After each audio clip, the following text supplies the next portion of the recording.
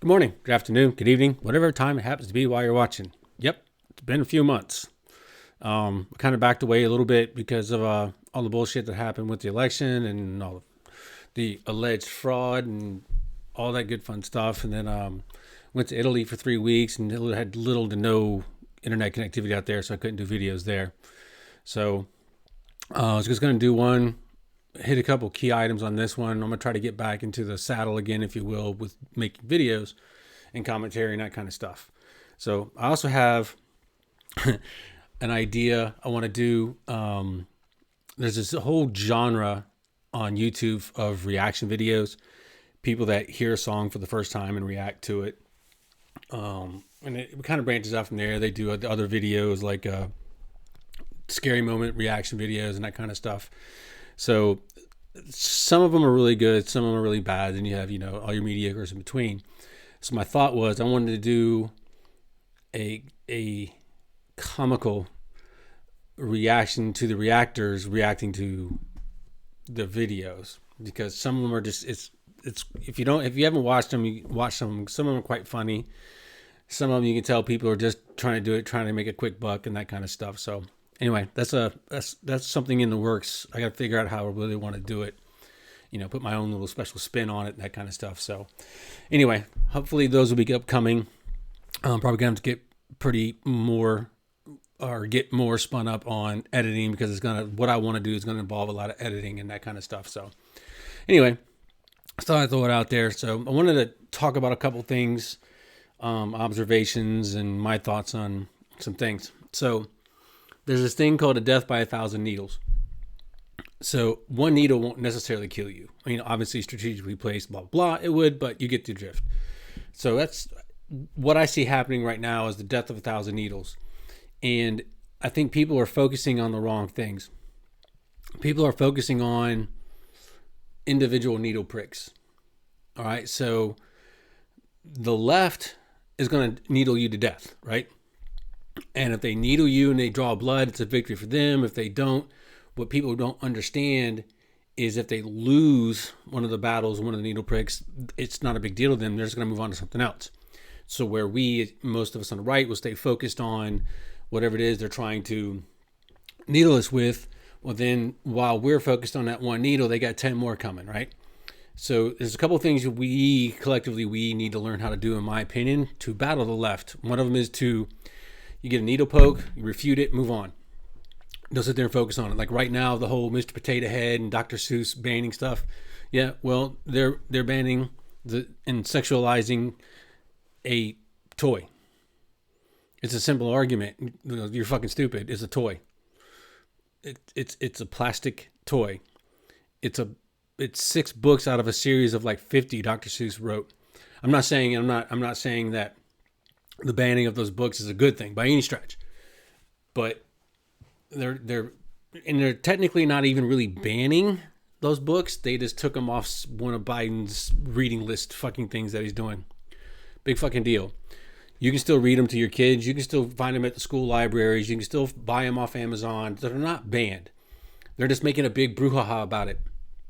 So it's just a needle. Move on.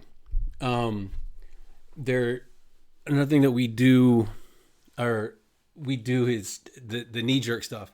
Like the Mr. Potato Head, Dr. Seuss thing is all over social media now. Everybody's out, up in arms and outraged because the left is banning and regenderizing, or whatever the right term is, Mr. Potato Head. So what? Don't knee-jerk about it. Take it for what it's worth. Is it a battle you really want to fight? Not me. I'm still going to call it Mr. Potato Head.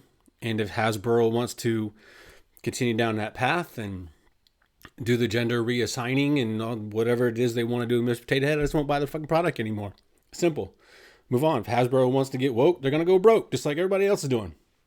So anyway, quit knee jerking on, bring attention to it, right? Make your argument, your refutation, and then drive on. Go get away from it. Don't waste your time on something as insignificant as the reassignment of a potato, a toy plastic potato. It's stupid. It's a stupid argument to get wrapped up in. I get the whole, what it encompasses, and that's just a symptom of the disease, if you will. Well, okay, great. Focus on the disease, which is like critical race theory. Critical race theory, this Mr. Potato Head thing and the Dr. Seuss thing are all kind of underrelated or underneath the umbrella of critical race theory, which is a lot of people in institutions are teaching. Well, that's what needs to be refuted. And critical race theory is amazingly easy to refute. You're going to get intellectuals and go, prophesize about this and theorize about that. But critical race theory, when you break it down in and of itself, it's a very simple theory to refute. The basis of the critical race theory is white people are inherently racist and don't know they're racist and don't know that they're being racist simply because they're inherently white. Well, then they put stipulations in it.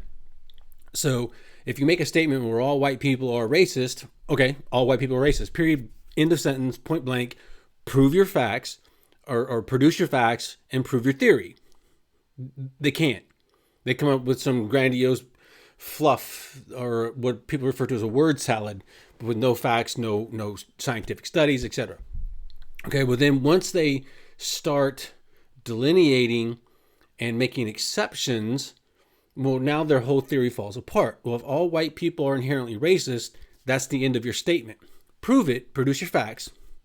But then when you say all white people except, okay, now you've entered into a whole nother world. Now you're entering into a world of, okay, well, white people accept white liberal females. White people accept white atheist males or whatever, right? Whatever the delineation is, okay? So now it's not all white people are racist inherently, and some people don't even know they're racist. Well, except for these people. Well, why are those people their exception? Why is there an exception to your rule? So if it's a white female liberal that can't be racist, okay, well then that's the content of their character that's making them not racist. It's not their skin color. It's because they are liberal or women or whatever the delineation is. Okay, once you start delving in that world, okay, now you've broken it down to a content of character versus the color of your skin racist argument. If the content of one's character is racist, then that person's a racist. You can peel the skin off all you want to, but if the content of that person's character is racist, well, then that person is a racist. Simple. That same ideology would then have to apply to all the races. As an example, can a white Muslim be a racist? Can they? How about a white Taoist? A white Jewish person? Can they be racist? Or because of their religious beliefs, which is a choice, they can't be racist? Or white males? Okay, white males, we're the target. We're the big bad racists, right? Well, there are white liberals that are allegedly not racist because of their political preference and their political leanings. That is a content of their character argument. Once you make that argument, you blow away critical race theory. That's the end of it. Move on. If you have friends or relatives or people that believe in that theory, produce to them a content of character argument, just like kind of like what I have. You can do a little more detail, whatever. But once you start segregating the whole white race into, well, these people accept these people accept these people, well, then those exceptions have become because of the content of their character. That's the end of the argument. The whole critical race theory is debunked at that point. Move on.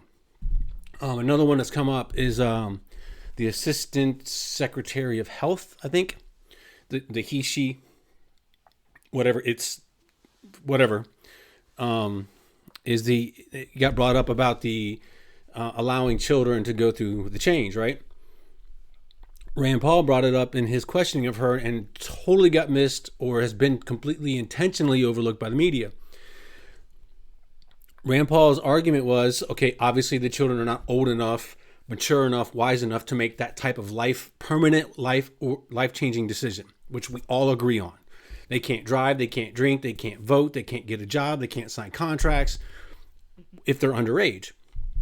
So, but they can do something as important as a permanently life-altering event. They can make a decision about the parents. Okay, well, that's one basis of his argument. The other one was, this is what almost everybody missed. The hormone blockers that are used to increased testosterone, increased estrogen, whichever way the transformation is going, they're being used off label. I'll rewind about 9 months ago, when hydroxychloroquine was brought up as a potential cure for COVID. I mean, HCQ, obviously there was other medications that were in addition to, but HCQ was the big one. The left's argument, it's an off-label use. COVID is not what hydroxychloroquine was made and manufactured for. Therefore, you can't use it. It went so far where doctors any medical doctor, licensed practicing doctor who brought up HCQ as a cure for COVID was blackballed.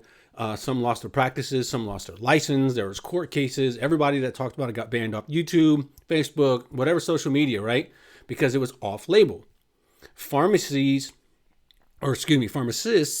were told and ordered not to fill prescriptions of HCQ that were written by medical doctors because it's off-label. Look up the hormone blockers that are used for the change. That's not what they were designed, and patented for. Those drugs are being used off-label. Hormone blockers, what's used to block testosterone or used to block estrogen, are being used off-label. So to refute the argument, you have to go back to the argument of, well, now you're using drugs off-label, right? So, okay, Mr. Pro allowing children to go through the change. Okay, conceptually, you think they are mature enough or whatever to make that decision, but the vehicle, the mechanism used to produce that change is a medicine that's being used off-label. That's not what that medication was used or designed for. Therefore, they cannot use it. Starts pushing for pharmacists not being able to fulfill those prescriptions from a medical doctor because the use is off-label. Move on. That argument is over. That argument is done. If they want to try to refute it, just bring back the HCQ stuff. Well, you can't have it both ways. If a medication cannot be used off-label because of, whatever, then that encompasses all medication. Quite simple. It's a very, very simple argument. Somebody's going to bring up Viagra because the Viagra, when it was originally being developed, wasn't being designed or whatever for ED. That just happened to be a side effect of the medication. Well, then they re-engineered the medication to be a specific ED medication. That's where Viagra came from. That's how Viagra came about. So Viagra is specifically used and patented for ED. So that argument is moot. Don't even allow it. So anyway, hormone blockers are off-label medications that were never designed to do and be used for what they're being used for. Therefore, they can't be used using the same argument that the left used with ACQ. Move on. Argument's over. Done. Refute it. Move on to the next needle.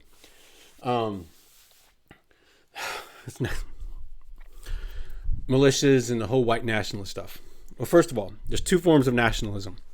One is pride in your nation, which is a good thing. The other is dumbasses. Okay. Not all nationalists are bad. Not all nationalism is bad. Don't let them group, they being the left, they being Democrats, nationalism as an entirely bad thing. It's not. There's two sides to that argument. So I bring that up because it's whole white nationalist, right? The January 6th Capitol riot and protest stuff. So right now, according to FBI, over half the people that have been arrested for the whole debacle on January the 6th didn't know anybody else and were not part of any organization. Half of those arrested. And then there's a lot of people that were arrested that weren't part of any white nationalist movement. There was people that were there from BLM, people that were there from Antifa, people there that were dressed up in Trump regalia and then changed when the riot stuff happened and then changed back to try to avoid arrest, right? That kind of stuff. So there's a lot going on that people aren't talking about. But anyway, so they're lumping everybody into white nationalism, and they're going after the whole everybody involved with the Capitol riot stuff, right? Well, they're painting a narrative. We need to fight that narrative. There's nothing wrong with being a nationalist. There's nothing wrong with nationalism if you're using it as pride in your own country, pride in your heritage as an American, etc. There's nothing wrong with that whatsoever. Point blank. Period. Full stop. What they're doing is painting that everybody that participated in the riot was right-wing white nationalists, which is not true. There were people there from every race. There were people there from multiple organizations, both left-leaning and right-leaning. CNN paid to John, was it Solomon or Sullivan, whatever his name was, something like 70 grand for their footage with the CNN person being in the Capitol building with him. And he's, a left-wing activist. Funny how that got dropped from the media so very quick. So anyway, they're painting everybody with this broad stroke. We'll get to the details. Bring the specifics. This is how you also defeat the entire leftist argument, is you get the details. Specific wording. As an example, conservatism or conservatist and Republican are not synonymous. You can be a liberal Republican. You can be a conservative Democrat. Blue Dog Dems from Northeast, New England area. Go look that term up. So they're not synonymous, but that's what the left likes to do. In one breath, they'll use conservative. In the other breath, they'll use Republican. They're not the same thing. I'm a conservative. I'm not a Republican by any stretch. I hate the Republican Party. I hate the GOP. I hate the Democrats. I hate the two-party system. But I am a conservative person. I have conservative beliefs and conservative ideology. So if you want to argue with the left, stick to a specific word. Once they deviate from the word, or once they deviate from the definition of a word, then you have to bring them back to that definition and back to that word. Stick to the details, stick to the specific vernacular, the specific wording, and that's what you address. Don't address an all-encompassing thing. You have to address the specifics. Their arguments fall apart when you address the specifics. Anyway, another thing that got recently happened is the whole bombing in Syria from Biden. This one drives me crazy. So there was a group of people that allegedly bombed one of our posts, or the multinational posts in Iraq, right? So what did the Biden administration do? They bombed targets in Syria. So specifically, what organizations did they bomb and who supported them? Those organizations were actually part of and supported of Assad, the leader of Syria. This is not a defense of Assad. Assad's kind of a tyrant. But back in 2012, Obama wanted to basically declare war on Syria and send troops. Congress said no. Do you know who it was he was going in to fight? He was going in to try to oust Assad, the Free Syrian Army. We were to support them. Who's the Free Syrian Army? Well, they were part of the Syrian army that broke away and fought against Assad. That same organization later merged into and became ISIS. That's who we were supporting. Then you also have to look at who Turkey was supporting, who Russia was supporting during that whole time frame with Syria. Now, fast forward to not too long ago, we took out an Iranian leader, like 10 months ago or so. I can't remember his name off the top of my head, but anyway, we took him out. We haven't heard shit in Iraq. We haven't basically heard shit from Iran. A month after Biden comes into office, he's now bombing targets in Syria in retaliation for some shit that happened in Iraq. Well, just yesterday, or earlier this morning, Iraq time, a multinational base got bombed or rocket attacked again. No injuries, very little to no damage in Iraq. They found the launch pad for where these rockets were launched still inside Iraq.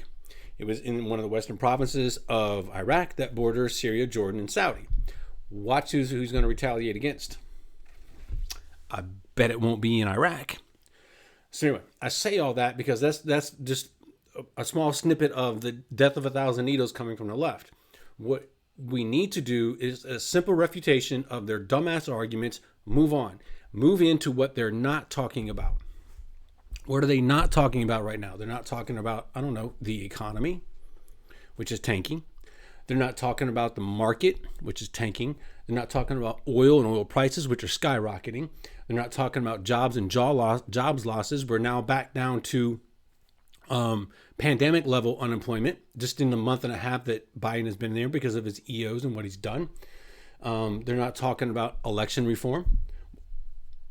Nobody, including the Republicans, want to talk about election reform. The only people that are doing it are people that are representatives of being pressed by their constituents, i.e. us, to make it happen.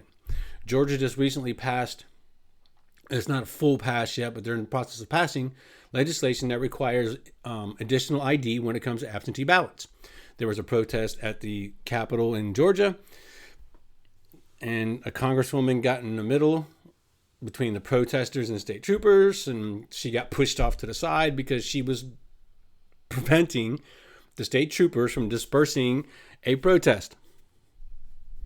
They were there to protest increased voter ID measures for absentee ballots. But anyway, the left and the right are avoiding election reform like the plague. That should be front and center of everything that we fight for.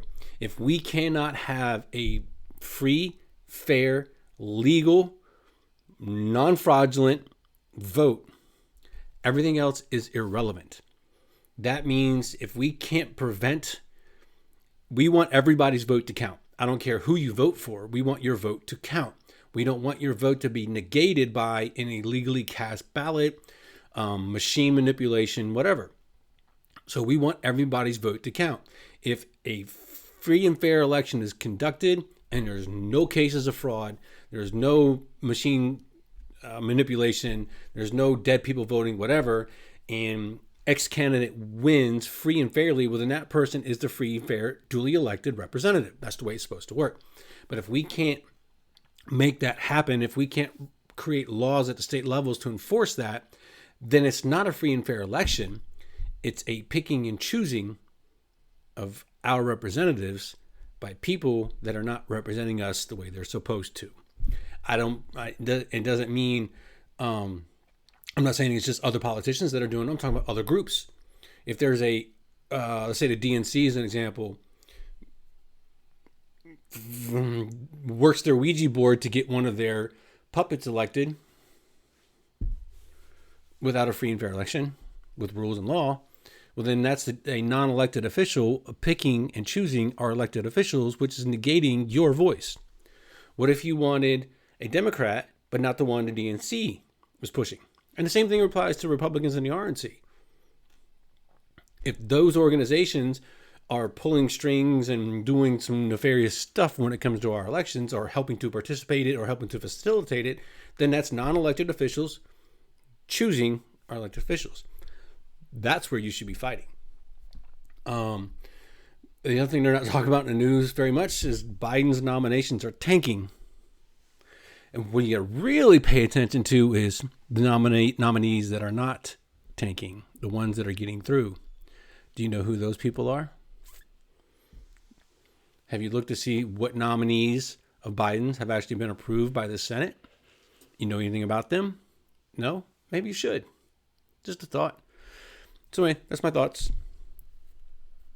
Death of a thousand needles? Too easy. It's the stuff they're not talking about. It's the stuff that they're, the kabuki theaters being put up, give them cake and they'll never revolt kind of thing. Well, what are you not talking about? That's what you need to be concerned about. You need to pay attention to what they talked about under Trump, what they're not talking about under Biden. Economy, jobs, oil, the bombings going on in Iraq, all of a sudden, a month after Biden comes in the office, when we haven't heard nothing from them in, 10 months. And Biden's nominees.